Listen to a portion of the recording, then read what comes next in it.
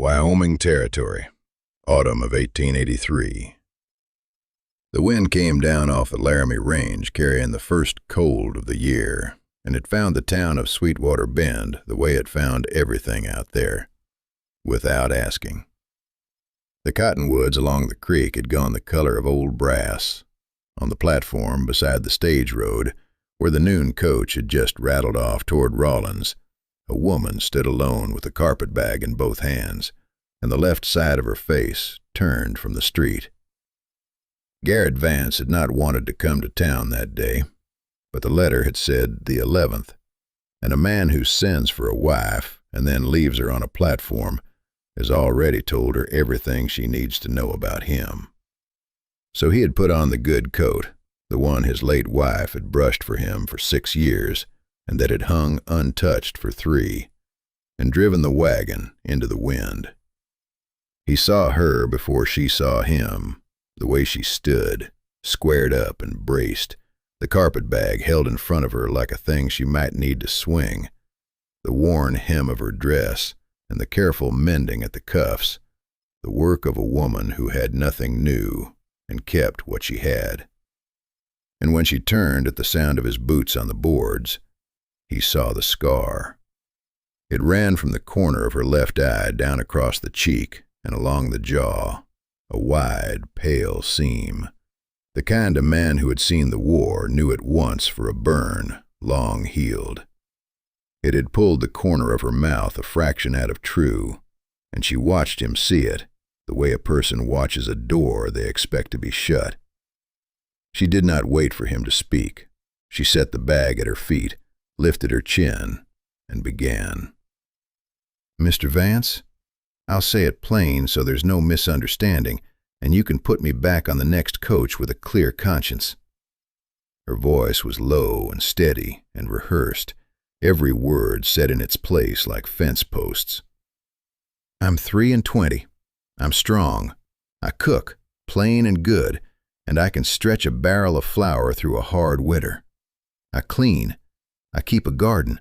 I doctor stock.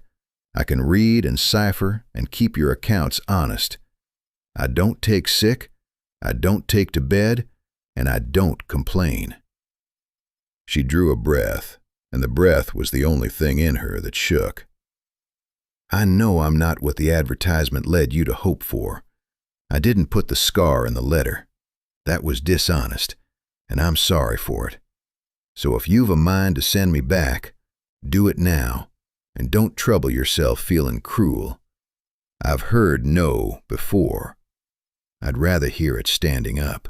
She had rehearsed that speech so many times, she said it without even looking up at his face. Garrett Vance stood very still. The wind pulled at his coat. He looked at this woman who had ridden 400 miles to a stranger's town and stepped down already braced for the blow, who had laid out her worth like goods on a counter, and then named the one flaw she carried as though it canceled all the rest. He looked at her hands, red from the cold, and knotted together now the bag was down, and something in him that had been shut a long time came quietly off its latch. "Ma'am," his voice came out rougher than he meant. He cleared it. "You've named me a cook, a nurse, a bookkeeper, and a woman who's never once been tired in her life. That's a deal more than I advertised for." He bent and picked up her carpetbag before she could reach it. "Wagon's yonder. There's a meal and a fire at the house. Whatever else gets decided can get decided warm." She stared at him. For a moment the rehearsed steadiness cracked, and under it he saw not fear of him, but the long, grinding exhaustion of a person who has spent her whole life expecting to be turned out. "You haven't sent me back," she said, as if to be sure. "No, ma'am, I don't reckon I have." She did not cry. He would learn she almost never did, but she pressed the corner of her shawl once to her good cheek, hard, then let it fall and followed him to the wagon. And that was how it began. The Bar V sat in a fold of land where Cottonwood Creek ran slow across a flat of good grass. A main house of squared pine, low and long, with a porch facing the water. A barn gone silver with weather. A corral and a well with a windmill that creaked in the wind. It was not a grand place, but a person could see, riding in, that every board of it had been set by a hand that meant it to last. "You keep it well," she said finally, her eyes moving over the woodpile stacked square, the harness oiled and hung, the porch swept. It was not flattery. The first thing she had offered that he had not pried out of her. "Used to be 2 of us kept it," he said, and said no more, and she did not ask. Inside, the house was clean in the spare way of a man living alone. Clean because nothing got used. A long pine table ran down the center of the room, and at its head stood a ladder-back chair, its arms worn pale and smooth where 2 hands had rested across many years. A woman's shawl, gray with dust, still hung across its back. He had not moved it. For 3 years he had eaten standing at the basin rather than move it. He saw her notice the chair and understand it. She did not go near it. He gave her the bedroom, the only one, and said he would sleep in the barn, warm enough with the stock, where, he said plainly, looking at her so there could be no mistaking it, she would have a door she could bar from the inside, and a key to bar it with. He set the key in her hand himself. "I sent for a wife," he said, "not for the use of one. There's a difference, and you'll have time to learn I mean it. Nothing happens in this house you don't choose. If that's never, then it's never. And you still got a roof and a wage and a place at this table for as long as you want one." She closed her hand around the key. Her knuckles paled. "Why?" He thought about it honestly. "Because somebody ought to have said it to you a long time back, and nobody did." That first evening she cooked, because she said she would go mad sitting, and work was the one language she trusted. A plain stew and a pan of biscuits, and the smell of it woke something in the walls that had been sleeping. She set 2 places at the side bench, not at the head, and when they had eaten, she took a scrap of paper from her bag and wrote, in a small, clear hand, everything that wanted doing about the place that she had noticed in half a day. The loose hinge, the cracked harness strap, the hens not laying for want of grit. She slid it across without a word. Garrett read the list, then read it again. 3 years he had carried this place alone and counted himself competent. And this woman had seen, in an afternoon, 4 things he had let go. "You found the grit problem. Hens'll tell you if a body listens." He folded the paper and put it in his shirt pocket, over his heart, though neither of them remarked where it went. And out in the barn that night, Garrett Vance lay awake longer than he had in 3 years, and could not have said whether it was trouble he felt coming, or something else. The days that followed had a shape to them. She rose before he did. He would come up from the barn in the blue dark to find the lamp lit and coffee made the way he had not had it since he buried his wife. When she needed a thing, she wrote it on the slate he had bought her in town without being asked, the first gift he had given anyone since the funeral. He learned her by watching, the way he had spent his life watching animals tell him what they would not say. She flinched very slightly when a man raised his voice anywhere near her, even old Pruitt hollering at a steer 3 fields off, and mastered it in half a second and hoped no one saw. He saw. He did not say. She was no one's fool about stock either.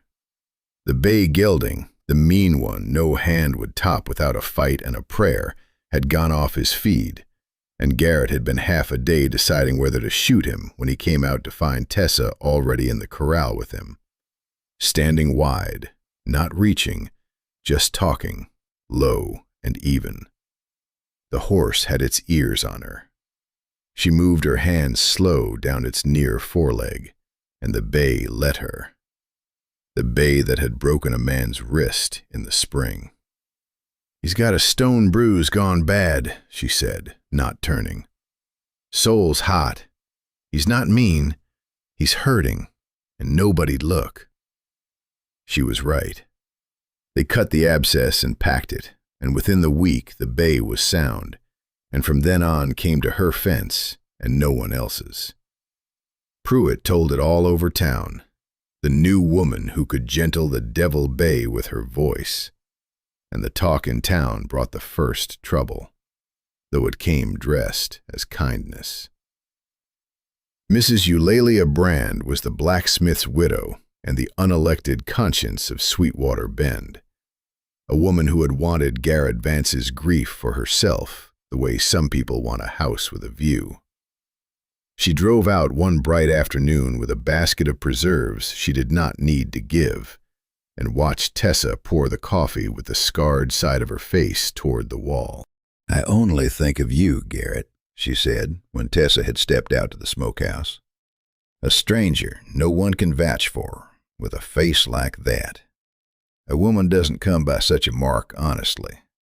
You don't know what she ran from, nor what'll come riding after her." "That's true, I don't." "Then you ought to. I don't know what came riding after you, Eulalia, when Tom Brand married you out of Missouri," Garrett said, mild as milk. "And I never once asked him to send you back." He stood, which ended it. "Thank you kindly for the preserves." But she had set the stone rolling, and they both knew it. That evening, Tessa came in from the smokehouse and read his quiet the way she read everything, and set down her work. "She told you to send me back." "She told me a lot of things." "You should listen to some of them." Her voice was even, but her hands had found each other. "A woman with a face like mine. Folks aren't wrong to wonder. I won't pretend they are." Garrett looked at her across the room, where the lamp threw both their shadows up the log wall. His tall, hers slight. The two held apart by a floor that one step could have crossed. He did not cross it. "How'd you come by it?" he asked instead. "The scar. You don't have to tell me, but I'd rather hear it from you than wonder along with Eulalia Brand." For a long moment, the only sound was the fire settling and the windmill turning slow outside. And then, for the first time, she told him a piece of the truth. Before the world came riding the rest of the way up to the rancher's gate, and it would, soon enough, with more than preserves, there was this one quiet evening, this one telling. If you have stayed with this story so far, stay a little longer. What comes next is the part that changes everything. And if you find yourself moved by tales of love that arrived quiet and outlasted the worst the West could do, the bell beneath this story is how we keep meeting like this. She had been a girl in a mill town in Ohio, she said, the daughter of a man who drank, and there had been a fire, a lamp knocked over in a temper that was not hers, a curtain gone up, a door that stuck. She had been 16. She had carried her little brother out through the smoke with her own body between him and the flame had taken its price off the side of her face, and her brother had lived. No crime, no man she had wronged, only a drunkard's temper and a child saved, and a mark she would carry to her grave for the saving of him. "Where's the brother now?" Garrett asked, when he could. "Married, Indiana. He named his girl after me. There's a little Tessa now, with no mark on her at all. And that's the whole good of it." Garrett sat with that a while. Then he told her his own, because it was owed. His wife had died of the diphtheria in the bad winter, he said, and the child with her, the first they would have had. And he had dug the 2 graves himself under the cottonwood by the creek bend, in ground so frozen it took a day and a night. He had not eaten at the head of his own table since. "And then you stepped off that coach," he said, "with your whole worth in a speech, and your one true thing tucked behind your hand, ready to be sent off. And I thought, there's a person who's been made to feel like a debt her whole life. I know how that sits. I wasn't going to be one more man to add it up." The fire burned down between them. Neither had moved. But the distance across that floor had changed its nature. It was no longer a wall, but a held breath. She thought, I have never once in my life been the thing somebody kept on purpose. He thought, I have been keeping a chair for a ghost, and the living have been standing the whole time. He rose, finally, and crossed, not to her, but to the head of the table, and lifted his dead wife's gray shawl down off the worn ladder-back chair, and folded it with a care that was its own kind of prayer, and laid it inside the cedar chest and closed the lid. Then he drew the chair out, the chair no one had sat in for 3 years, and turned to her. "Sit down," he said. The same 2 words from the platform, but softer now, and meaning something larger. "You stood through your whole supper since you got here. Sit down, Tessa. At the head, where a body can see the whole room, and nobody can come at them from behind." She looked at the chair and at him, and understood the whole of what he was handing her. She crossed the floor on her own 2 feet, and sat down in the worn ladder-back chair at the head of Garrett Vance's table, and rested her red knotted hands along the smooth, pale arms where 2 other hands had rested, and let out a breath she might have been holding for 7 years. It was not a kiss. It was better than a kiss that night. It was a chair. The trouble that came was not Eulalia Brand's gossip, though her gossip opened the gate for it. It was a man. He rode in at the end of October, a narrow man in a town suit gone shabby at the seams, with a marshal's writ he had bought or forged.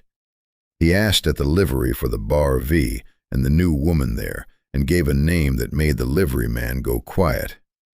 Mr. Harlan Cobb, of Ohio, agent, he said, for the estate of the late Josiah Cobb, who had been Tessa's father. He came up the Bar V road in the gray light with 2 hired men behind him, and Garrett met him in the yard, old Pruitt at the barn door, and a rifle low along his leg. "I've come for the woman," Cobb said. "She's an indentured debt of my late brother's estate. Bound papers, signed and witnessed. 4 years owing, or the cash equivalent, which—" he looked at the squared pine house, the good grass. "A prosperous man might find it simpler to pay."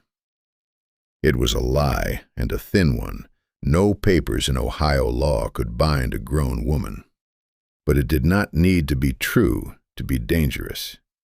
It could put her name on a writ and her body in a wagon while the courts took their slow time, and a frightened woman 1,000 miles from anyone might sign anything to make the men go away. Tessa came out onto the porch.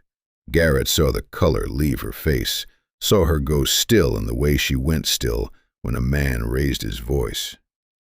"He used to come to the house," she said low, not taking her eyes off the man. "After Father died. He said the fire was my fault. He said I owed for the damage. He's been hunting me 3 years. Cobb smiled, unfolded his papers, and started toward the porch with his hand out, the 2 hired men moving to flank him, and for half a heartbeat the whole thing teetered. 3 men, a writ, and the slow machinery of a law that would believe a man in a suit before a woman with a scar. "That's far enough." Garrett brought the Winchester up, not pointed, just up, just there. "You'll want to mind that next step, Mr. Cobb." "You'd draw on a process server? That's a hanging matter. I have a writ. The law's on my side, rancher. You'd best think on your standing in this county before you—" "My standing." Garrett said it slow, like he was tasting it. "There's not a man between here and Rawlins who doesn't owe the Bar V for a winter's hay or a grave dug when the ground was froze too hard to dig their own. I'll spend every nickel of it before I let you lay a hand on her. So show your paper to Judge Aldous, and when you do, I'll be standing beside her in his court, saying to his face what I say to yours. She's with me. She's no man's debt, and the next paper you bring up this road, I'll feed to my stove." "She's with you?" Cobb's eyes went to the scar, and his mouth curled. "A man of standing. With that." "With her," said Garrett Vance. "Say that word again on my land, and I'll forget I'm a Christian." Cobb went. He had to. 3 guns is a poor hand against a man on his own ground. But he turned his horse at the gate and called back that he would see them in the county court within the week, with a writ and a marshal and the law entire, and the dust of his going hung in the cold air a long time after.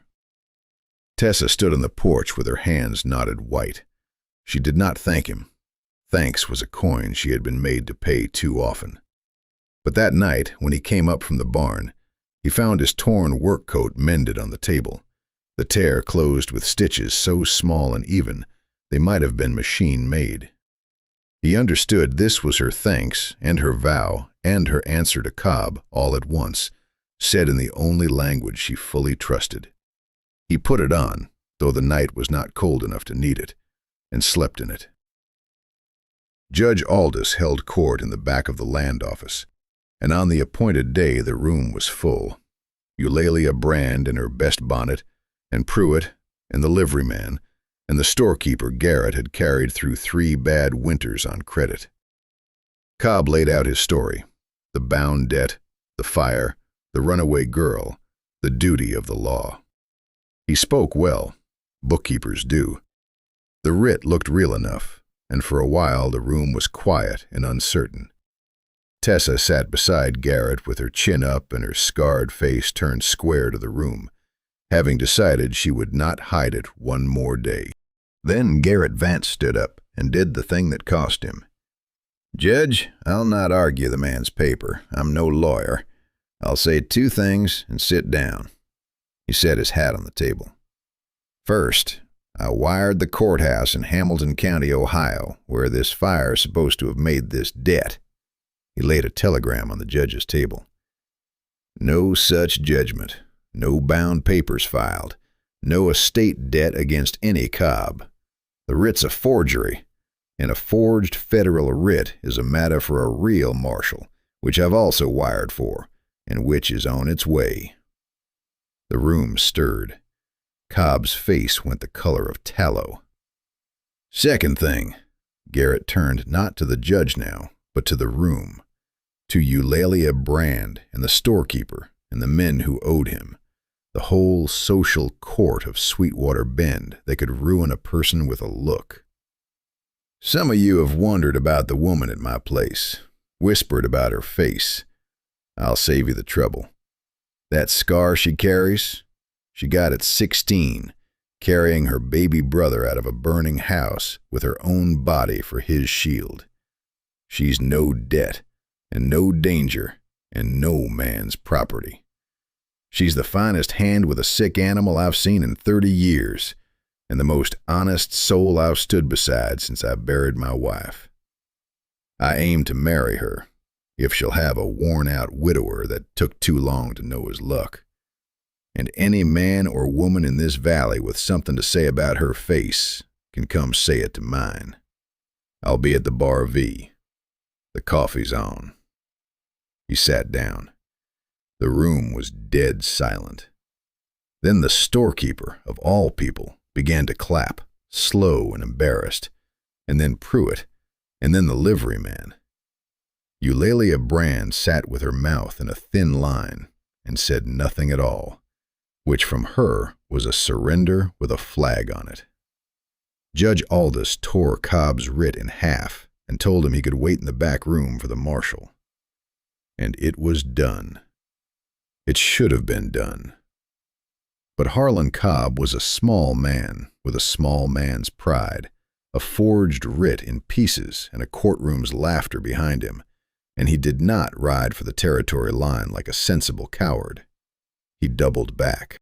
It was past midnight when the dog woke them, and Garrett came out of the barn to see the orange light already climbing the smokehouse, the fire walking fast toward the barn full of stock and the stacked winter hay. Cobb was a sheep against the flames, with the empty can still in his hand, and he had a pistol, and when Garrett came running, he fired it. The ball took Garrett high on the side and spun him down into the dirt of his own yard. What happened then the valley told for years after, and not all the same, but the bones of it were these. Tessa came off the porch, not screaming. She did not scream. She came off the porch with Garrett's Winchester she had loaded with her own steady hands, having watched him load it a dozen times and missed nothing. And she put herself between the fire and the man on the ground, and levered around into the chamber with a sound that carried clear across the yard. "Mr. Cobb." Her voice was the voice she used on the Devil Bay, low, even, and without fear, because the fear had burned out of her years ago in a worse fire than this one. "I carried my brother out of flames you think a body couldn't walk through. There is nothing in your little soul that frightens me. Drop the gun, or learn what a woman with nothing left to lose will do to keep what she's only just found." Cobb looked at the rifle, and the steady hands, and the scarred face lit orange by his own fire, and he did the arithmetic that cowards do, and dropped the gun. She did not shoot him. She would say later that she had wanted to, and was glad she hadn't, both at once. She held him at the rifle's end while Pruitt came running and roped him, then put the gun down and went to Garrett. The wound was bad, but not the worst kind. The ball had gone through the meat above his hip and out clean. She bound it with the same small, even stitches she'd used on his coat, put out the fire with Pruitt and the well bucket before it reached the hay, and sat up with Garrett the whole of that night and the next, through the fever and the worse hours before dawn when it broke. She talked to him low and even, the way she talked to frightened animals, telling him he was not allowed to dig himself a third grave under that cottonwood, that the chair was hers now, and she would not sit at the head of an empty table, that he had told her nothing happened in that house she didn't choose, and she had chosen. She had chosen. He had better live to see how thoroughly. On the third morning the fever was gone, and his eyes were clear, and the first thing he saw was Tessa asleep, sitting up in a chair drawn close, his mended coat over her like a blanket, her scarred face slack and young and unguarded in the gray light. "Tessa," he said. She woke at once, all over, the way she did everything. "You're a deal of trouble for a hired wife," he said, his voice a thread. "I'm not your hired wife. I never signed a thing. You said it yourself, in front of the judge and the whole county. You aimed to marry me." Her chin came up, even now, even exhausted. "Was that court talk, Garrett Vance, or did you mean it?" He got his hand up, it cost him, and laid it over her two knotted ones where they rested on the edge of the bed. "Meant it. Marry me." And here's where the narrator will tell you what the kiss was, because there was one.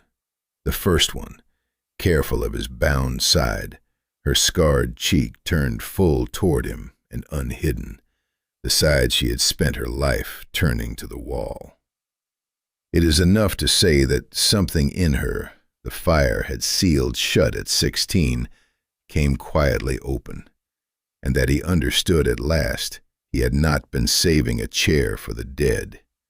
He had been keeping it warm for the living, and the living had walked 400 miles into the wind to claim it. By the next spring, the Bar V had a new smokehouse, raised in a day by every man in the valley who owed Garrett Vance a debt, and a marshal's letter had confirmed Harlan Cobb was bound for the federal prison at Laramie on a forgery charge. The cottonwoods down by the creek bend had leafed out green over the 2 old graves and the bare ground beside them that no one would need for a long, long time. They married at the creek bend in May, with no preacher's fuss, only Judge Aldous to make it legal, and the whole valley standing in the new grass, and even Eulalia Brand in the back, come anyway, because in a small place even surrender wants company. Tessa did not turn her scarred cheek from anyone all day, and the women who had whispered came one by one that summer to learn from her what she knew about a sick calf or a colicky baby, because competence, in the end, is its own kind of beauty, and the valley had finally looked long enough to see it.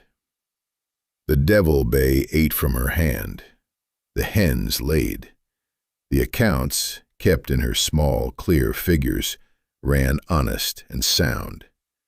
And at the supper table in the long, low house of squared pine, Tessa sat in the worn, ladder-back chair at the head, where a body could see the whole room and nobody could come at her from behind. And Garrett sat at her right hand on the bench, having given up the head of his own table without a backward glance, and counting it the best bargain he ever made. There is a little Tessa in Indiana, with no mark on her at all. And by the following autumn there was a child at the Bar V, a girl, born easy in the warm house, with her mother's steady hands the first to hold her. They did not name her Tessa, for there were Tessas enough. They named her Hope, which the narrator allows is a plain name and a little hopeful both. But then the people who lived out there had little use for naming a thing other than what it was. If your heart has ever leaned toward a story where love arrived quiet, scarred, and unannounced, and then stayed long enough to change everything, then this story was for you. Out on the long, cold grass of Wyoming, the love between Garrett Vance and the woman who told him she did not complain, and never once did, not through fire nor flight, nor the long hunt of a small, cruel man, became the kind that does not need anyone left to remember it to have been real. If stories of frontier love that endured through hardship, prejudice, and the kind of silence only the West knows speak to something in you, follow the iron frontier for more. Here the love stories are quiet, the courage is real, and the last word is always worth the wait. She'd rehearsed that speech so many times she said it without even looking up at his face. She never had to give it again, until the next trail.